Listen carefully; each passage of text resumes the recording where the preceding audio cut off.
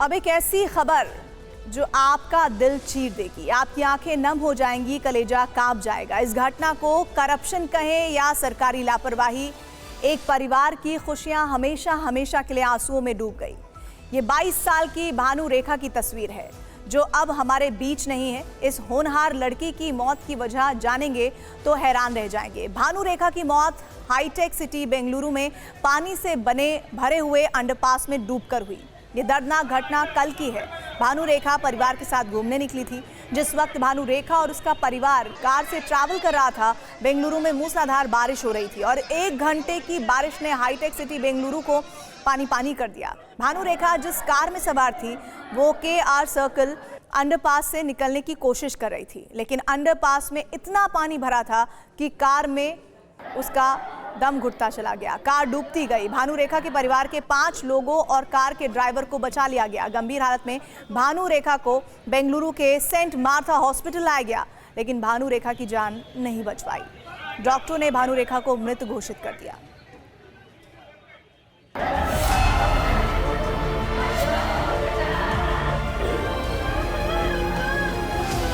ये उस परिवार की चीखें और दर्द है जिन्होंने कल दोपहर बेंगलुरु में पानी से डूबी सड़क पर मौत से दो हाथ दिए। एक ही परिवार के 6 लोग बेंगलुरु घूमने आए थे। घर से निकलते वक्त पूरा परिवार खुश था। सब इस बात से अनजान थे कि हाईटेक सिटी के किसी कोने में करप्ट और लापरवाह सरकारी सिस्टम मौत बनकर इंतजार कर रहा है। बेंगलुरु के इलेक्ट्रॉनिक्स सिटी के पास प्रगति नगर में रहने वाली 22 साल की भानु रेखा इंफोसिस में काम करती थी। होनहार भानु रेखा का परिवार आंध्र प्रदेश के विजयवाड़ा में रहता है। परिवार बेटी के पास बेंगलुरु आया था। कल रविवार की छुट्टी थी, इसलिए परिवार ने कैब बुक करके बेंगलुरु घूमने का प्लान बनाया। घर से निकलते वक्त सब सामान्य था, लेकिन दोपहर में अचानक मूसलाधार बारिश होने करीब 1 घंटे की तेज बारिश ने शहर के ड्रेनेज सिस्टम की पोल खोली। नालियों का पानी सड़कों पर बहने लगा। भानु रेखा के परिवार को कब्बन पार्क जाना था, लेकिन बारिश के चलते रास्ता बंद हो गया। मौसम के आगे मजबूर परिवार ने घूमने का प्लान कैंसिल कर दिया। लेकिन भानु रेखा का परिवार इस बात से पूरी तरह अनजान था कि जिस रास्ते से वो वापस लौट रहे हैं वहां पानी भर गया। कार थोड़ी देर बाद KR सर्कल अंडरपास के पास पहुंच गई। थोड़ी देर की बारिश ने अंडरपास को लबालब पानी से भर दिया। ड्राइवर को लगा कि वो अंडरपास आसानी से पार कर सकता है, लेकिन अंडरपास में पानी बहुत ज्यादा था।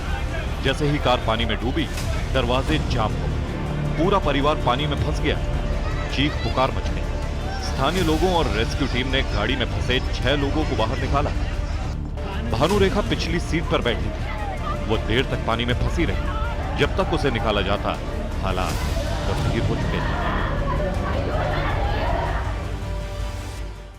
कहने वाले कहेंगे हाईटेक सिटी बेंगलुरु के अंडरपास ने भानु रेखा की जान ले ली, लेकिन ये बेंगलुरु की दर्दनाक घटना का अधूरा सच है कि अंडरपास में पानी ना भरे ये देखना किसका काम था। तो क्या भानु रेखा की मौत के लिए उन लोगों को जिम्मेदार ना माना जाए जिन पर बेंगलुरु शहर के इंफ्रास्ट्रक्चर की देखरेख की जिम्मेदारी है?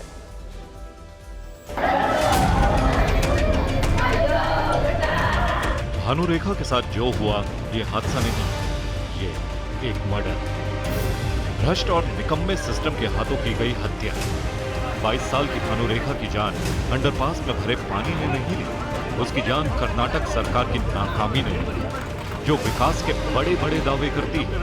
भानु रेखा के गुनहगार वो विधायक, सांसद और मंत्री जिन्हें लोगों ने शहर के इंफ्रास्ट्रक्चर को दुरुस्त रखने के लिए चुना था, लेकिन इनमें से किसी ने अपना काम नहीं किया। इस हत्याकांड में वो लोकल अफसर भी शामिल हैं जिन पर सड़क, बिजली, पानी और ड्रेनेज सिस्टम को ठीक रखने का जिम्मा है, लेकिन जिम्मेदारी नहीं निभाई गई। सवाल यह है कि अंडरपास में पानी क्यों जमा हुआ? अंडरपास में पानी की निकासी के पुख्ता इंतजाम क्यों नहीं थे? क्या पानी की निकासी करने वाले पंप सही नहीं थे? अगर हाँ, तो पंप सही करने के लिए क्या किया गया? अगर कोई तकनीकी खामी थी तो अंडरपास को ट्रैफिक के लिए बंद क्यों नहीं किया गया? अगर इनमें से एक भी सवाल पर लोकल एडमिनिस्ट्रेशन का वक्त रहते ध्यान होता तो भानु रेखा जिंदा हो। यह सिर्फ भानु रेखा की बात नहीं है, यह सिर्फ बेंगलुरु की घटना भी नहीं है, यह देश के किसी भी शहर में हो सकता है। आज भानु रेखा सिस्टम के करप्शन और लापरवाही का शिकार बनी है, कल कोई और हो सकता है। ऐसी घटना किसी भी शहर में हो सकती है। सोचिए, घंटे की बारिश से बेंगलुरु के केआर सर्कल अंडरपास में इतना पानी भर गया कि उसमें एक गाड़ी पूरी तरह डूब गई। लेकिन ये हाल सिर्फ केआर सर्कल अंडरपास का ही नहीं था। बेंगलुरु के मलेश्वरम और राजाजी नगर जैसे पॉश इलाकों में भी पानी भर गया था और इसी के साथ साथ श्रीरामपुरम, केंगेरी और मैसूरू रोड जैसे इलाके भी काफ़ी देर तक पानी में डूबे रहे। जैसा हर बार होता है, बेंगलुरु के इस मामले में भी हुआ। ये दर्दनाक घटना सिद्धारमैया सरकार के शपथ ग्रहण के एक दिन बाद हुई। सिद्धारमैया हॉस्पिटल पहुंचे, परिवार से मिले और 5 लाख रुपए मुआवजे की घोषणा कर दी। कर्नाटक के deputy CM DK Shiv Kumar ने बेंगलुरु के सभी 18 अंडरपास की जांच रिपोर्ट मांगी है। डीके शिव कुमार ने कहा कि जो भी गड़बड़ियां हैं, नई सरकार उन्हें सही करेगी। There are heavy rains and there will be water clogging under the underpass and all.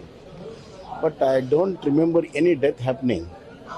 That means there is a mishandling of the whole thing, and the particular drivers have not taken precautions, and it could have been avoided. ಒಂದೇ ದಿನದಲ್ಲಿ ಯಾವುದು ಬದಲಾವಣೆ ಮಾಡೋಕ್ಕಾಗೋದಿಲ್ಲ ಅನ್ನೋದು ನನಗೆ ಗೊತ್ತಿದೆ. ಮುಂದಕ್ಕೆ ಈ ರೀತಿ ಆಗದೆ ಇರೋದಕ್ಕೆ ನಾವು ನೋಡ್ಕೋಬೇಕು. ಯಾಕಂದ್ರೆ ಜೀವನ ಪ್ರತಿಯೊಬ್ಬರದ್ದು ಕಾಪಾಡಬೇಕಾದ್ದು ನಮ್ಮ ಕರ್ತವ್ಯ.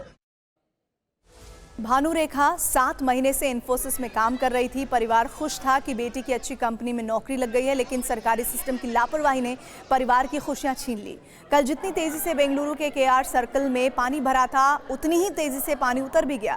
कल जिस जगह भानु रेखा की मौत हुई, आज वहां ट्रैफिक दौड़ रहा था। TV9 संवाददाता रहमान हसन के आर सर्कल गए। आपको ग्राउंड जीरो से वहां की रिपोर्ट दिखाते हैं।